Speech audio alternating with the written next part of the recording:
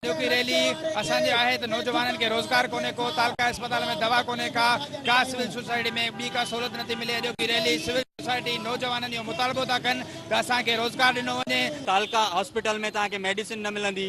ठीक है, कोटड़ी शहर में हिकिड़ो दरिया के किनारे ते असांजो शहर आबाद आहे। उन जे बावजूद असां वटि पीअण जो साफ़ पानी कोने को। फिल्टर जो लाइनूं नाले मात्र उन्होंने हयूं आहिनि। सिर्फ़ु पंहिंजी खानापूरी पंहिंजी ठेकेदारी सिस्टम के उन्होंने बहाल रखियो है। तकरीबन इनके 25 साल गुजरी चुका है। पानी मिनरल जो लाइन से पानी कोने, टैंकरन जो पानी पे तो हले। बिजली जो बड़ो अहम मसलो है असां वटि। बिजली जो ट्रांसफार्म सड़ी थो वञे। ॿ महीना जो तो ट्रांसफार्म थी था वञनि। उहे घर घर में 1000 रुपयो फोड़ी करे जरा ॾियूं था, उहो तॾहिं ट्रांसफार्म थो अचे। में दवा नथी मिले। पहिरियां तालका हुई, हाणे सिविल थी वई आहे, तॾहिं बि का दवा नथी मिले। पानी जूं लाइनूं उन्हनि खे 50 साल थी विया आहिनि, अञा बर्बाद लॻी पियो। उन्हनि खे केर बि हलाइण वारो, केर बि कमु करण वारो कोन्हे।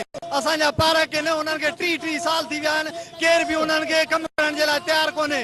जेका बि बजट अचे थी, पहिरियां हिकिड़ी म्यूनिसिपल हुई, हाणे 2 म्यूनिसिपल थियूं।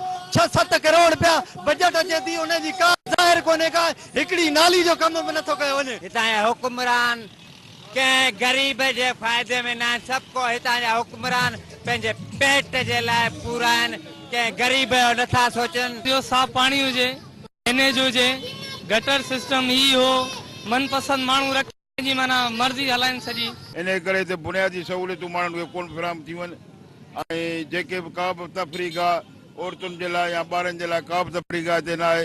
पाणी जो सिस्टम जेको आहे सो इंटीरियर एरिया में हिते नथो ॾिनो वञे।